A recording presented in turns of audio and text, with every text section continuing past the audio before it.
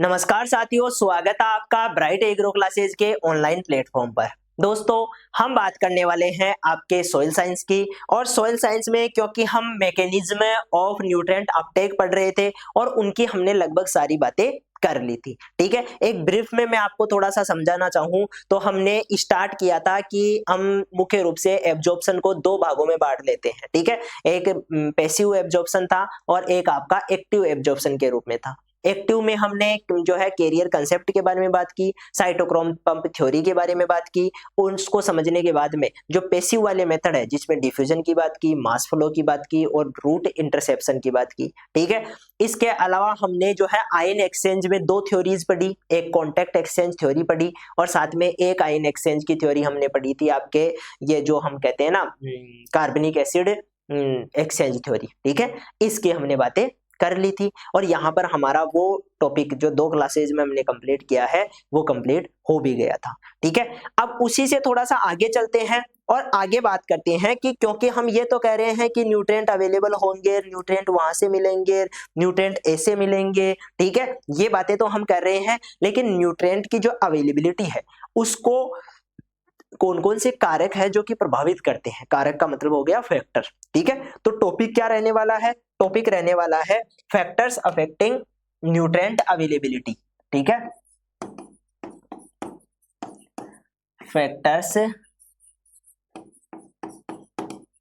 Affecting nutrients availability. ठीक है, factor affecting nutrient availability तो वो चीज है। अब देखो, न्यूट्रिएंट अवेलेबिलिटी का मतलब क्या है कि प्लांट्स के लिए न्यूट्रिएंट कितनी मात्रा में अवेलेबल है, कितने जो है कौन सी प्रोसेस के द्वारा अवेलेबल है। ठीक है, या कितने पीएच पे अवेलेबल है। ये सारी बातें जो है मतलब अलग अलग प्रकार से प्रभावित करती है। आई बात समझ में? तो उन्हीं चीजों को समझना है कि कौन कौन सी, क्या नमी प्रभावित करती है, मॉइस्चर अफेक्ट करती है, बिल्कुल करती है। लाइट अफेक्ट करती है, बिल्कुल करती है। टेम्परेचर अफेक्ट करता है, बिल्कुल करती है। एजिंग ऑफ प्लांट अफेक्ट करती है, बिल्कुल करती है। तो ये चीजें किस प्रकार से अफेक्ट करती है ये चीज हमें समझना है। और दूसरा हमें ये समझना है कि कौन कौन से फैक्टर है जो कि अपने न्यूट्रिएंट को अवेलेबिलिटी को बढ़ाने का काम कर रहे हैं और कौन कौन से न्यूट्रिएंट है जो अवेलेबिलिटी को घटाने का काम करने, डिक्रीज करने का काम कर रहे हैं। इन सब की हम बात कर रहे हैं। देखो, बिल्कुल इजी जो है आपका ये चैप्टर रहने वाला है, इजी टॉपिक है। इसमें आपको बिल्कुल भी कहने का मतलब साधारण भाषा में मैं कहूँ तो लोड लेने की जरूरत नहीं है। ठीक है, जो है आपको इजी वे में समझ में आ जाएगा। जैसे मान लो एक प्लांट है। ठीक है, क्या है? एक प्लांट है। ये कोई सा भी, आप गेहूं का मानो तो गेहूं का मान लो, इसको जो है चावल का मानो तो चावल का मान लो, जो भी आप मानना चाहो वो मान सकते हो। ठीक है, ये जो प्लांट है आपका, इस प्लांट में कौन कौन सी चीजें होती है जो कि न्यूट्रिएंट अवेलेबिलिटी को प्रभावित करती है। सबसे पहले हम बात करते हैं कि जो आपका लाइट होती है। ठीक है, तो लाइट के लिए हम ये कहते हैं लाइट इनडायरेक्ट रूप से अफेक्ट करती है। कैसे करती है? इनडायरेक्ट रूप से। लाइट जैसे ही प्लांट के ऊपर आएगी, गिरेगी, प्लांट का टेम्परेचर इंक्रीज होगा। क्या होगा दोस्तों? प्लांट का टेम्परेचर इंक्रीज होगा। ठीक है, और जैसे ही टेम्परेचर इंक्रीज होगा तो दो सिचुएशन बनेगी।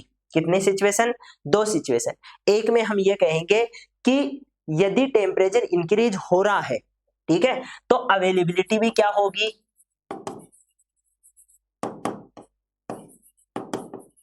अवेलेबिलिटी भी क्या होगी? बढ़ेगी। लेकिन एक लिमिटेड टेम्परेचर के बाद में, ठीक है, बहुत कम टेम्परेचर और बहुत ज्यादा टेम्परेचर दोनों ही क्या करते हैं? अवेलेबिलिटी को घटाते हैं।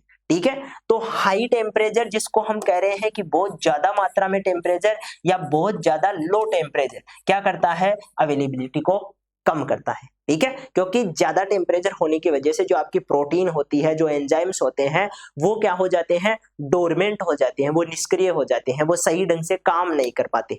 ठीक है। तो उस चीज को जो है मेंटेन रखने के लिए टेम्परेचर, एक फिक्स लेवल का टेम्परेचर, हम कह सकते हैं 20 से लेकर 30 डिग्री सेंटीग्रेड के बीच में जो टेम्परेचर माना जाता है वो बेस्ट है किसी भी प्लांट के लिए, चाहे वो सोइल का हो चाहे वो एनवायरमेंट का हो। दोनों जगह का जो टेम्परेचर होता है वो 20 से 30 के बीच में रहेगा, ठीक है, वो अच्छा माना जाएगा, बेस्ट माना जाएगा, ठीक है। यह चीज आप ध्यान रख सकते हो, उसमें अवेलेबिलिटी भी बढ़ती है। तो लाइट और टेम्परेचर दोनों ही क्या रह गए हैं, दो फैक्टर रह गए हैं जो आपके मुख्य रूप से प्रभावित करते हैं किसको, अवेलेबिलिटी ऑफ न्यूट्रेंट, ठीक है। इसके बाद में जो आपका टेम्परेचर होता है, इसकी वजह से एक चीज और होती है और वो होती है ट्रांसपायरेशन।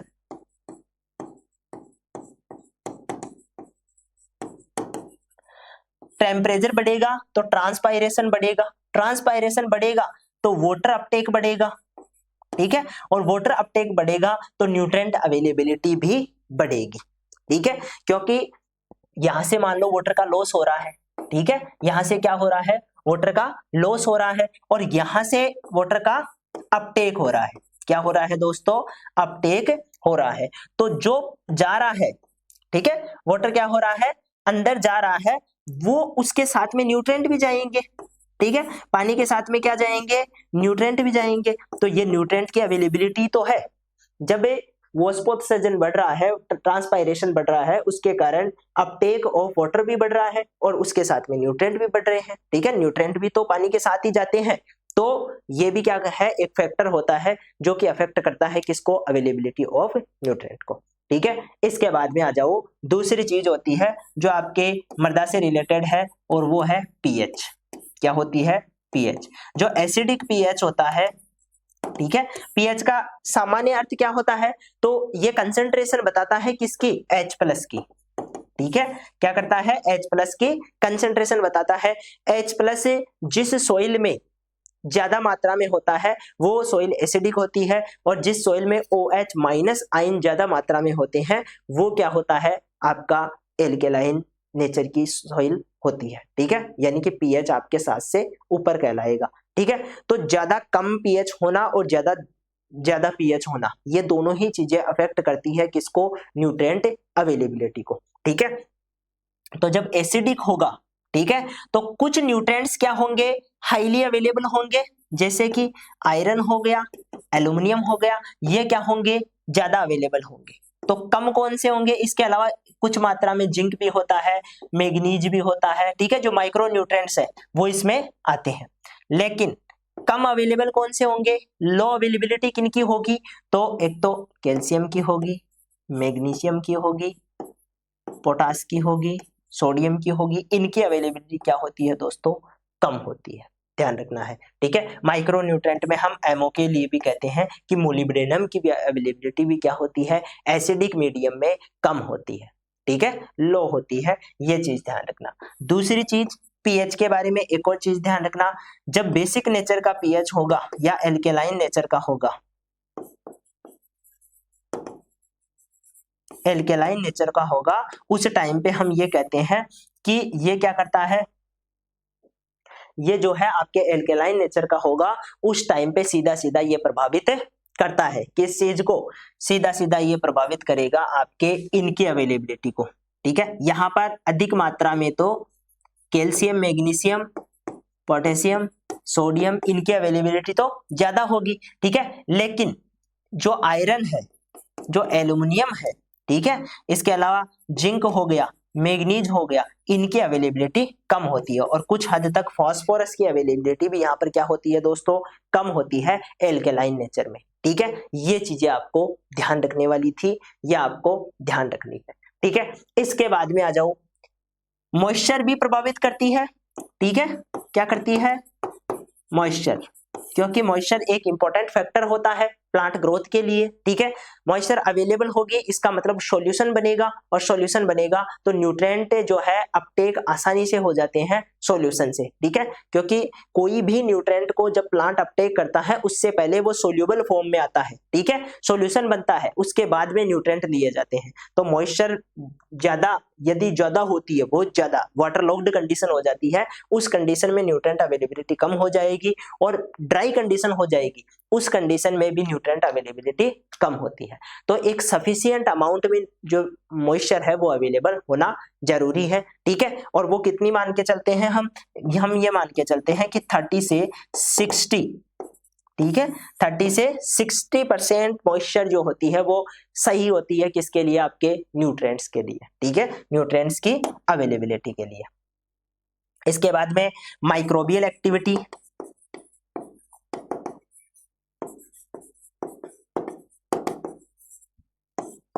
माइक्रोबियल एक्टिविटी भी अफेक्ट करती है किस चीज को दोस्तों, जो आपकी अवेलेबिलिटी है न्यूट्रिएंट्स की उसको अफेक्ट करती है। कैसे अफेक्ट करती है, क्योंकि माइक्रोब्स होंगे तो ऑर्गेनिक मैटर जो हम खाद के रूप में डालते हैं, जिसको हम जैविक खाद बायो मेन्योर बोल रहे हैं, वो आपका जो बायो मेन्योर है, ठीक है, जो बायोटिक मेन्योर है, उसको डिकम्पोज करने के लिए, उसको तोड़ने के लिए किसकी आवश्यकता होती है, माइक्रोब्स की आवश्यकता होती है। इनका होना एसेंशियल है, जरूरी है, ठीक है। उस कंडीशन में क्या होगा, उस कंडीशन में ये माइक्रोब्स क्या करते हैं, डिकम्पोज करेंगे और मिनरलाइजेशन की प्रक्रिया करेंगे। कौन सी करेंगे दोस्तों, मिनरलाइजेशन की प्रक्रिया करते हैं। और मिनरलाइजेशन की मैं सिंपल आपको बता देता हूं, ऑर्गेनिक फॉर्म से, मिनरल्स ऑर्गेनिक फॉर्म से इनऑर्गेनिक फॉर्म में जाते हैं। एग्जाम्पल दूं तो समझ में आ जाएगा आपको, जैसे कार्बन से जुड़ा हुआ एमीन है, ठीक है, और ये आगे टूटकर किसके रूप में बदल रहा है, नाइट्रेट के रूप में बन रहा है। अब ये जो नाइट्रेट है इसमें कार्बन नहीं है, इसका मतलब ये इनऑर्गेनिक फॉर्म में है। यहाँ पर नाइट्रोजन किससे जुड़ा हुआ है, कार्बन से जुड़ा हुआ है, इसका मतलब ये क्या है, ये ऑर्गेनिक फॉर्म है, ठीक है। तो अवेलेबिलिटी वाली जो फॉर्म है ये तो यही है, और ये किसके द्वारा हो रही है, मिनरलाइजेशन के। और मिनरलाइजेशन किसके द्वारा कंप्लीट हो रहा है, माइक्रोबियल एक्टिविटी द्वारा। जो माइक्रोब्स होते हैं वो डिकम्पोज करके मिनरलाइजेशन की प्रक्रिया को कंप्लीट करते हैं, ठीक है। तो मिनरल्स का अवेलेबिलिटी माइक्रोब्स की संख्या पर भी डिपेंड करती है। इसके अलावा ऑर्गेनिक मैटर पे भी डिपेंड करती है। जितना ज्यादा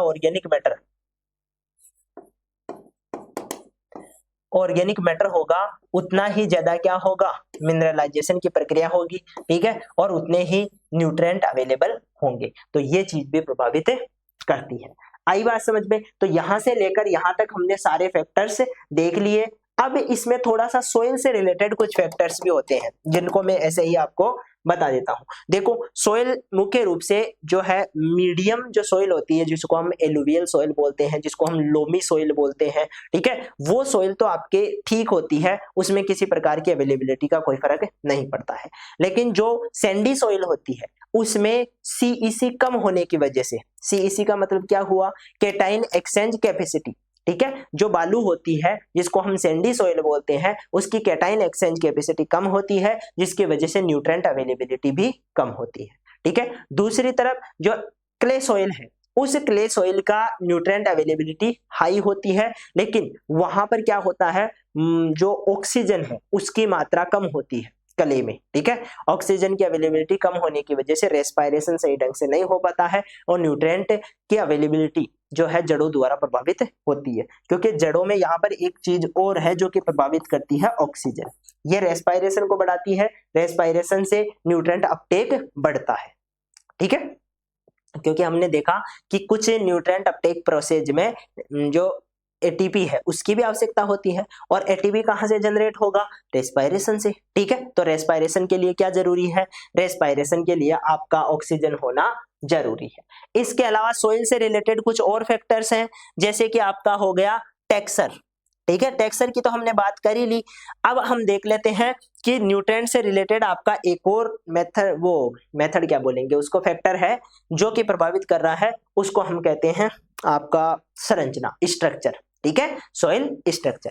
ये जो सोइल स्ट्रक्चर है इसमें हम ये कहते हैं जो कॉम्पैक्ट सोइल स्ट्रक्चर होती है, जैसे प्लेटी सोइल, प्रिज्मी सोइल, ये कॉम्पैक्ट है, बिल्कुल चिपकी हुई कॉम्पैक्ट है, तो इनमें अवेलेबिलिटी कम होती है न्यूट्रिएंट्स की। और जो आपके पोरस नेचर की क्या होती है, आपके स्ट्रक्चर होती है, जैसे ग्रेनुलर स्ट्रक्चर हो गई, क्रम्बी हो गई, ये जो स्ट्रक्चर होती है ये सही होती है किसके लिए, न्यूट्रिएंट अवेलेबिलिटी के लिए। ठीक है, तो सभी फैक्टर्स समझ में आ गई। इसके अलावा एक एज भी इफेक्ट करती है। ठीक है, एज ऑफ प्लांट, जो मेच्योर प्लांट होगा उसमें क्योंकि जड़ें क्या हो चुकी होगी, पुरानी हो चुकी होगी, नई जड़ों की ग्रोथ हो नहीं रही होगी, इसलिए वहां पर अवेलेबिलिटी कम होती है। ठीक है, जो आपके ग्रोथ स्टेज होती है उस ग्रोथ स्टेज में न्यूट्रिएंट की अवेलेबिलिटी भी पौधों के लिए क्या होती है, ज्यादा होती है, हाई होती है। ये चीज आप जरूर ध्यान रखोगे। ठीक है, सारी चीजें समझ में आ गई, यहां से किसी प्रकार की कोई प्रॉब्लम है क्या? ठीक है, मेरे हिसाब से आपके कारकों में कोई भी प्रॉब्लम नहीं होनी चाहिए, सभी कारक हमने एक तरफ से क्लियर कर लिए हैं। ठीक है, 1 मिनट में मैं पानी पी के आता हूं, आप इनको एक बार देख लो।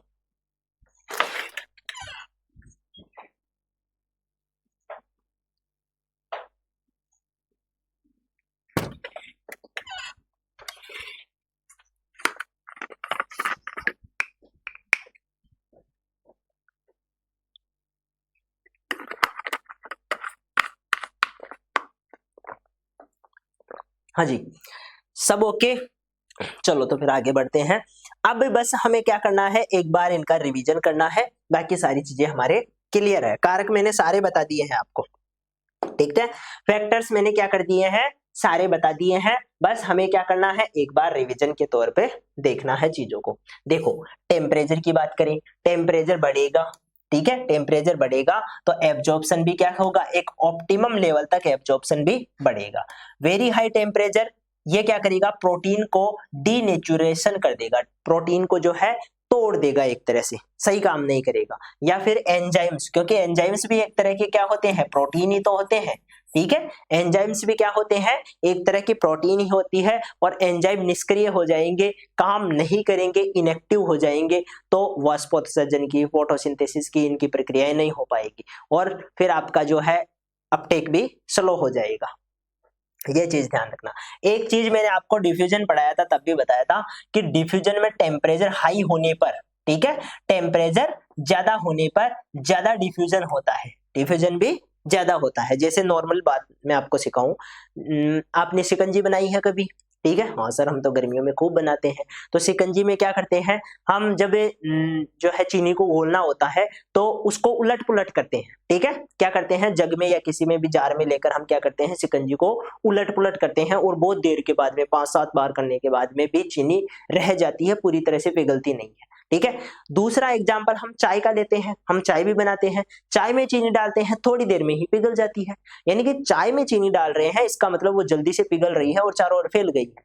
लेकिन जहां पर हम शिकंजी की बात करते हैं तो वहां पर बहुत टाइम लग रहा है। ऐसा क्यों होता है, क्योंकि वहां पर शिकंजी में टेम्परेचर कम है और चाय में टेम्परेचर ज्यादा है। ठीक है, ज्यादा टेम्परेचर की वजह से डिफ्यूजन भी ज्यादा होता है। ठीक है, और कम टेम्परेचर में डिफ्यूजन भी कम होता है। तो यदि डिफ्यूजन ज्यादा होगा तो जल्दी से मॉलिक्यूल क्या हो जाएंगे, जड़ों के पास में पहुंच जाएंगे, और जितनी ज्यादा जड़ों के पास में पहुंचेंगे उतना ही अपटेक होगा। ठीक है, तो एब्जॉर्प्शन को ये भी बढ़ाता है, डिफ्यूजन में टेम्परेचर इस प्रकार से भी रोल करता है। दूसरी बात पीएच की, पीएच का सीधा सीधा मतलब क्या है, पोटेंशियल ऑफ हाइड्रोजन, ये मेजर करता है हाइड्रोजन आयन को, कंसंट्रेशन को सॉल्यूशन में। It is determined the whether soil acidic हो गई, नेचुरल हो गई, एल्केलाइन, यानी कि पीएच के आधार पर हम सॉइल को एसिडिक, नेचुरल और एल्केलाइन के रूप में बांटते हैं। ठीक है, एसिडिक वो होती है जिसमें 7 से कम पीएच होता है, नेचुरल वो है जिसमें OH माइनस आयन, वो OH plus ion, OH minus ion और H प्लस आयन दोनों बराबर होते हैं।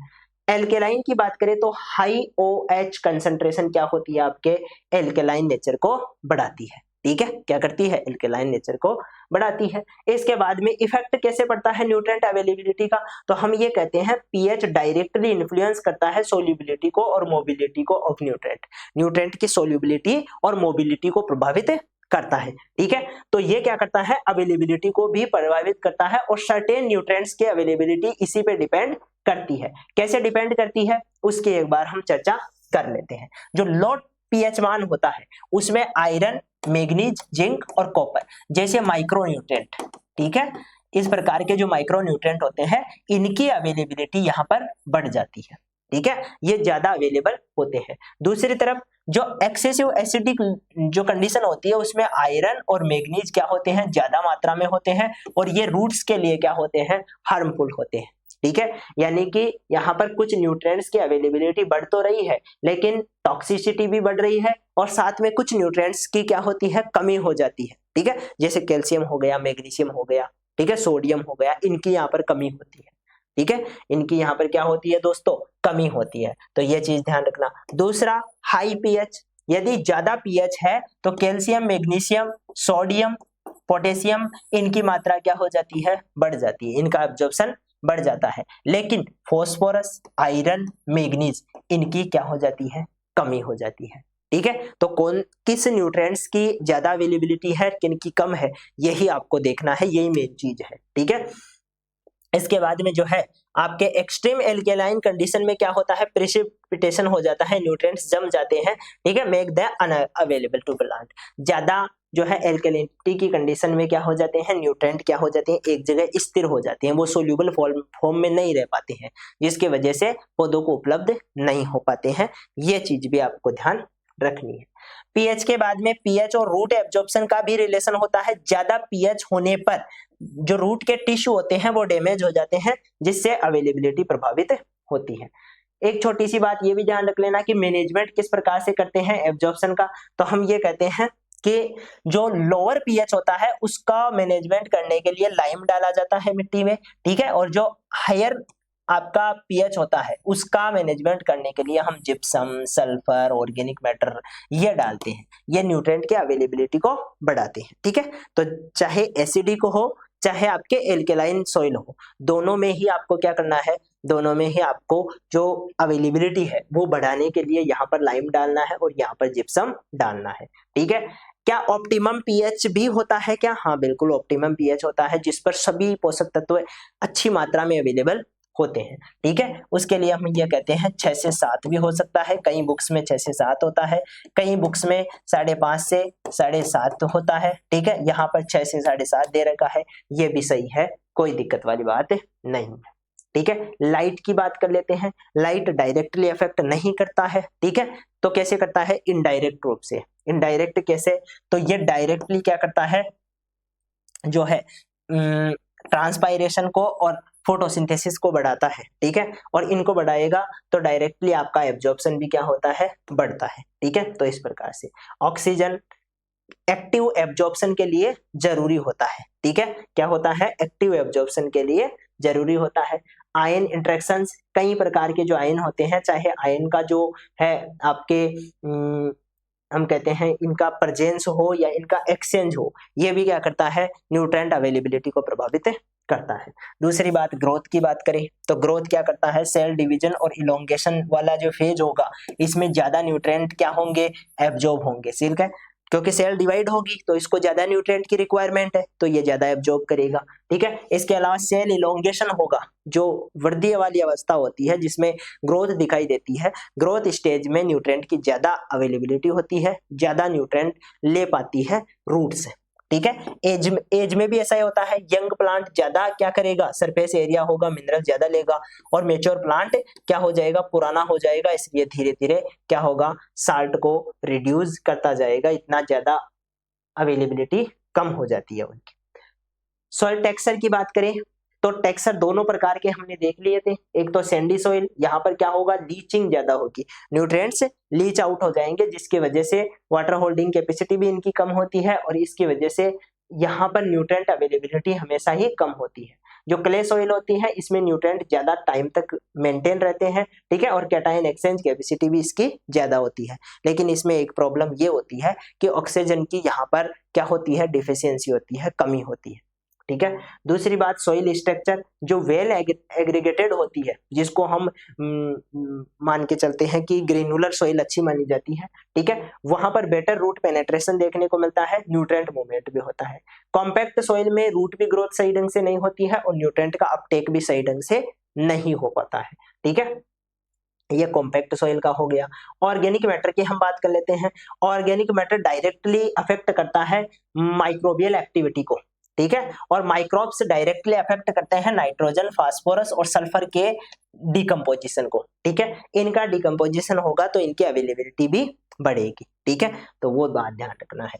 कैटाइन एक्सचेंज कैपेसिटी, जितनी ज्यादा कैटाइन एक्सचेंज कैपेसिटी होती है उतनी ही अवेलेबिलिटी बढ़ती है मिट्टी में, ठीक है। जैसे आपकी जो क्ले होती है ना, उसकी कैटाइन एक्सचेंज कैपेसिटी ज्यादा होती है और सैंडी की कम होती है, तो सैंडी में न्यूट्रिएंट अवेलेबिलिटी भी कम देखने को मिलती है, क्ले में ज्यादा देखने को मिलती है। तो वही बात है, यहाँ पर पोटेशियम हो गया, कैल्शियम हो गया, ठीक है, मैग्नीशियम हो गया, इनके अपटेक के लिए CEC जो आपका कैटाइन एक्सचेंज कैपेसिटी है ये ज्यादा होने का फायदा होता है। सोइल मॉइस्चर की हम बात कर लेते हैं। यदि मॉइस्चर एक ऑप्टिमम लेवल से भी ज्यादा होती है तो उस कंडीशन को वाटरलॉक्ड कंडीशन कहते हैं, उसमें न्यूट्रिएंट की अवेलेबिलिटी कम हो जाती है। और सॉइल में जो मॉइस्चर होती है उसकी अवेलेबिलिटी एक लिमिटेड लेवल से भी कम होती है, ड्राई हो जाती है सॉइल, तो वहां पर भी न्यूट्रिएंट अवेलेबिलिटी प्रभावित होती है, कम होती है, ठीक है। तो जो हम कहते हैं ना भाई सही मात्रा में, ठीक है, सही मात्रा में एक लिमिटेड कंडीशन तक हम देखें तो वहां तक क्या होता है आपका इनका अवेलेबिलिटी जो देखने को मिलती है। दूसरी बात माइक्रोबियल एक्टिविटी, यहां पर हमने बात कर ही ली। माइक्रोब्स क्या करते हैं, नाइट्रोजन फिक्सेशन करते हैं राइजोबियम द्वारा, फास्फोरस सोल्यूबलाइजिंग जो फंजाई होती है, बैक्टीरिया होते हैं, वो फास्फोरस को अवेलेबिलिटी बढ़ाते हैं, ठीक है। और इस प्रकार से माइक्रोब्स क्या करते हैं, बेटर न्यूट्रिएंट अवेलेबिलिटी जो है आपको देखने को मिलती है माइक्रोब्स की एक्टिविटी के कारण, ठीक है। ये चीजें हमने डिस्कस कर ही ली थी। लास्ट में बचता है टॉक्सिक एलिमेंट। कुछ एलिमेंट ऐसे हैं जैसे कि लेड हो गया, कैडमियम हो गया और एल्यूमिनियम हो गया, ये क्या करते हैं अदर न्यूट्रिएंट की अवेलेबिलिटी को कम करते हैं और प्लांट पे हार्मफुल इफेक्ट पैदा करते हैं, जिससे अवेलेबिलिटी न्यूट्रिएंट्स की क्या हो जाती है, कम हो जाती है, ठीक है। तो इस चीज को भी आप यहाँ पर ध्यान रख सकते हो। यहां तक कोई प्रॉब्लम हो, किसी प्रकार की कोई चीज समझ में नहीं आई हो तो एक बार कमेंट करके बता सकते हो। हम पढ़ रहे हैं फैक्टर्स की, हम बातें कर रहे हैं और फैक्टर्स में हमने सारी चीजें यहां तक क्लियर कर ली है। आई बात समझ में, यहां तक हमने सारी बातें जो फैक्टर्स हैं वो सारे देख लिए, ठीक है। इसके बाद में जो है इसको हम क्लियर करते हैं सारी चीजें, क्योंकि फैक्टर्स की बातें कर रहे थे, बेसिक फैक्टर्स हैं और स्टार्टिंग में हमने सारी चीजें समझ भी ली थी, ठीक है। तो ये जितने भी फैक्टर्स हैं उन सब की हमने बातें की है, कौन कौन से फैक्टर्स है जो कि प्लांट्स को अफेक्ट करते हैं, प्लांट में अवेलेबिलिटी को अफेक्ट करते हैं, ठीक है। वो सारे हमने न्यूट्रिएंट की अवेलेबिलिटी की बात कर रहे हैं, वो सारे हमने देख लिए हैं। चलो तो अब हम मिलेंगे नेक्स्ट क्लास में, तब तक के लिए धन्यवाद।